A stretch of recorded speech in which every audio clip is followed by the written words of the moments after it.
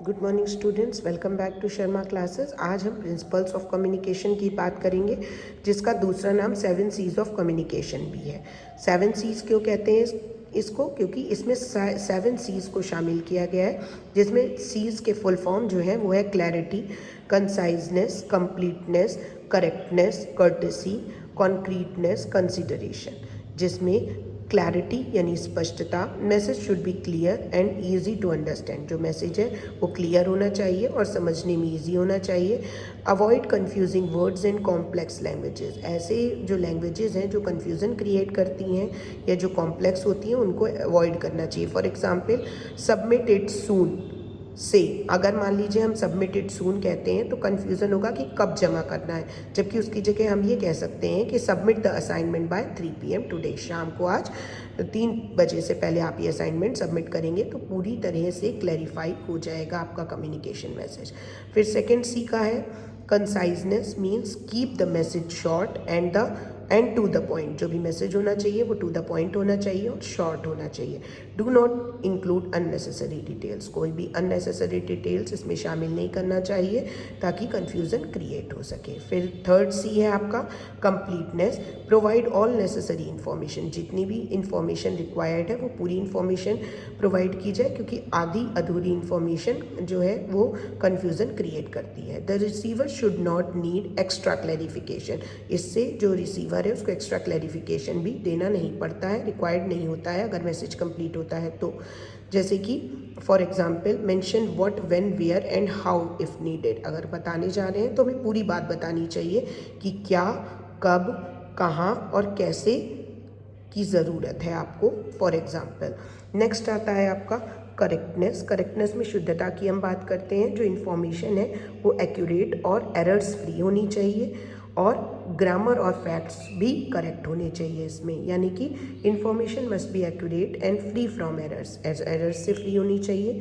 Grammar and facts should be correct. Then fifth C जो आपका आता है वो है courtesy. Communication should be polite and respectful. जो कम्युनिकेशन है वो पोलाइट होना चाहिए, शिष्टता से भरा होना चाहिए, कर्टेसी से भरा होना चाहिए, और टोन उसकी जो है वो आपकी tone should not hurt the receiver. जो टोन होनी चाहिए वो ऐसी नहीं होनी चाहिए कि दूसरे को कष्ट पहुंचाए, रिसीवर को कष्ट पहुंचाए। फिर जो नेक्स्ट है आपका वो कॉन्क्रीटनेस है, यानी ठोसपन होना चाहिए मैसेज में। Message should be specific and supported by facts. Message, communicative message ऐसा होनी चाहिए जो कि स्पेसिफिक हो और आपके फैक्ट को सपोर्ट करता हो, यानी कि आप जो बात कह रहे हो वो फैक्टफुल होनी चाहिए। ऐसे नहीं कि कुछ भी कुछ कह दिया।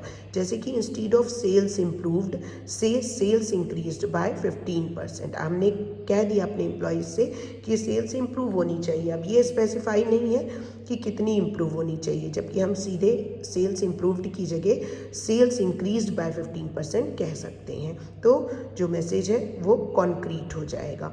नेक्स्ट जो लास्ट 7 सीज में आता है वो आपका कंसिडरेशन, यानी कि विचारशीलता।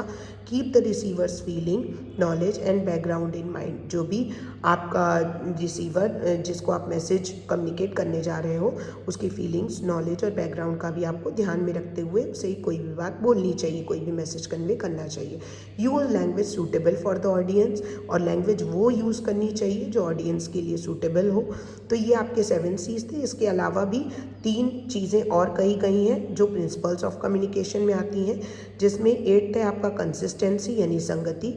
Message not should contradict, statement does not match और गोज़ अगेंस्ट अनदर स्टेटमेंट। कोई भी कॉन्ट्राडिक्ट मैसेज हमें कम्युनिकेट नहीं करना चाहिए जो कि दूसरे स्टेटमेंट के अगेंस्ट जा रहा हो। All parts of communication must align. सारे पार्ट्स जो कम्युनिकेशन के हैं वो प्रॉपर तरीके से अलाइन होने चाहिए, ताकि जो मैसेज है वो कंसिस्टेंट हो, कंसिस्टेंसी हो। क्या पहले कहना है, क्या बाद में कहना है, ये प्रॉपर कंसिस्टेंसी से कोई भी मैसेज कम्युनिकेट करना चाहिए।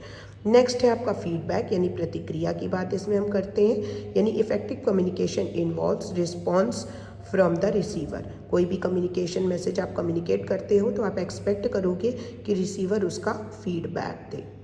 फिर नेक्स्ट है आपका अप्रोप्रिएट चैनल। जो माध्यम यूज़ करना चाहिए वो एकदम अप्रोप्रिएट होना चाहिए। Use the right medium like email, phone, meeting etcetera based on the situation. जिस भी सिचुएशन में आप कम्युनिकेट कर रहे हो अपने मैसेज को, तो वहाँ जो भी मीडियम सूट करता है उस प्रॉपर मीडियम का, उस एप्रोप्रिएट चैनल का हमें कम्युनिकेशन में यूज़ करना चाहिए। ये था बेटा 7 C's of communication and principles of communication. Thank you.